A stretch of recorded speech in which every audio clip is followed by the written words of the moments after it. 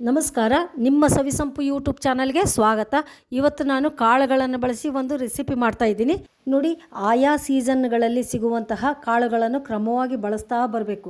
ಆಗ ಮಾತ್ರ ಈ ಬೇಳೆಕಾಳುಗಳ ಬಳಕೆಯಿಂದ ನಮ್ಮ ದೇಹಕ್ಕೆ ಬೇಕಾಗಿರುವಂತಹ ಪೌಷ್ಟಿಕಾಂಶವನ್ನು ಹೇರಳವಾಗಿ ಪಡೆಯಬಹುದು. ನೋಡಿ, ನಾನು ಇಡ್ಲಿ ಕುಕ್ಕರ್ನಲ್ಲಿ ಕುಡಿಯುವ ನೀರಿನ ಲೋಟದಲ್ಲಿ 2 ಲೋಟದಷ್ಟು ನೀರು ಹಾಕಿ ಅರ್ಧ ನಿಂಬೆ ಒಳಕೆ ಹಾಕ್ತಾ ಇದ್ದೀನಿ. ಈ ಇಡ್ಲಿ ಪಾತ್ರೆ ಜೊತೆಗೆ ತೂತಿರುವ ಪ್ಲೇಟನ್ನು ಕೊಡ್ತಾರೆ.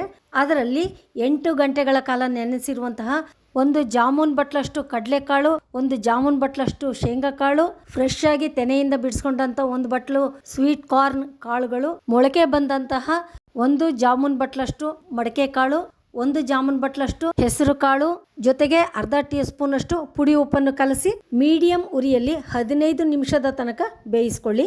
ನಂತರ ಮುಚ್ಚಳವನ್ನ ತೆಗೆದು ನೋಡಿ, ಕಾಳುಗಳು ಇಷ್ಟು ಬೆಂದಿದ್ರೆ ಸಾಕು. ಈ ಕಾಳುಗಳು ಬಿಸಿ ಇರುವಾಗಲೇ ಒಂದು ಬಾಣಲೆಗೆ ಮೊಸರು ನೀಡೋ ಚಮಚದಲ್ಲಿ 2 ಚಮಚದಷ್ಟು ಎಣ್ಣೆ ಹಾಕ್ಕೊಳ್ಳಿ. ಅದು ಹದವಾಗಿ ಕಾದ ನಂತರ ಅರ್ಧ ಟೀ ಸ್ಪೂನ್ ಸಾಸಿವೆ, 2 ಚಮಚ ಕರಿ ಎಳ್ಳು, ಕರಿಬೇವಿನ ಸೊಪ್ಪು, ಸಣ್ಣದಾಗಿ ಕಟ್ ಮಾಡಿರುವಂತಹ 1 ನೀರುಳ್ಳಿ, 4 ಹಸಿಮೆಣಸಿನಕಾಯಿ ಸಣ್ಣದಾಗಿ ಕಟ್ ಮಾಡ್ಕೊಂಡಿದ್ದೀನಿ, ಅದನ್ನು ಸೇರಿಸ್ಕೊಂಡು ಸಣ್ಣ ಉರಿಯಲ್ಲಿ ಫ್ರೈ ಮಾಡ್ಕೊಳ್ಳಿ. 3 ರಿಂದ 4 ನಿಮಿಷದ ನಂತರ ಈ ಒಗ್ಗರಣೆಗೆ ಬೆಂದಿರುವಂತಹ ಕಾಳುಗಳನ್ನು ಸೇರಿಸ್ಕೊಂಡು ಪುನಃ ಮಿಕ್ಸ್ ಮಾಡಿ. ಸ್ಟವ್ ಲೋ ಫ್ಲೇಮಲ್ಲೇ ಇರಲಿ. 4 ನಿಮಿಷದ ನಂತರ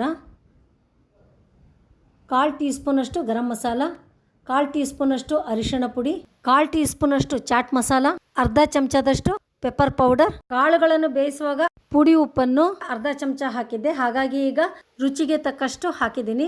ನಾವು ಸಲಾಡ್ ಥರ ಅಥವಾ ಕೋಸಂಬರಿ ಥರ ಬಳಸೋದ್ರಿಂದ ಹಸಿ ನೀರುಳ್ಳಿ 1 ಸಣ್ಣದಾಗಿ ಕಟ್ ಮಾಡಿ ಸೇರಿಸ್ಕೊಂಡಿದ್ದೀನಿ. ಅರ್ಧ ಹೋಳು ನಿಂಬೆ ಹಣ್ಣಿನ ರಸನ ಸೇರಿಸ್ಕೊಂಡು ಚೆನ್ನಾಗಿ ಮಿಕ್ಸ್ ಮಾಡ್ತಾ ಇದ್ದೀನಿ.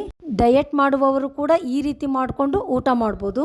ರುಚಿಗೆ ಅರ್ಧ ಜಾಮೂನ್ ಬಟ್ಲಷ್ಟು ಹಸಿ ಕೊಬ್ಬರಿ ತುರಿನ ಸೇರಿಸ್ಕೊಂಡು ಮೀಡಿಯಂ ಉರಿಯಲ್ಲಿಯೇ 4 ನಿಮಿಷಗಳ ಕಾಲ ಬೇಯಿಸಿ ನಂತರ ಸ್ಟವ್ ಆಫ್ ಮಾಡಿ. ನನ್ನ ಪ್ರೀತಿಯ ವೀಕ್ಷಕರೇ, ಒಂದೊಂದು ಕಾಳಿನಲ್ಲಿಯೂ ಒಂದೊಂದು ಔಷಧಿಯ ಗುಣವನ್ನು ಹೊಂದಿರುತ್ತದೆ. ಪ್ರತಿದಿನ ಒಂದೇ ಥರದ ಕಾಳು ಬಳಸೋದಕ್ಕಿಂತ ದಿನ ಬೇರೆ ಬೇರೆ ಕಾಳುಗಳನ್ನ ಬಳಸಬೇಕು. ಅದರಲ್ಲೂ ಮೊಳಕೆ ಕಾಳು ಬಳಸಿದರೆ ಇನ್ನೂ ಉತ್ತಮ.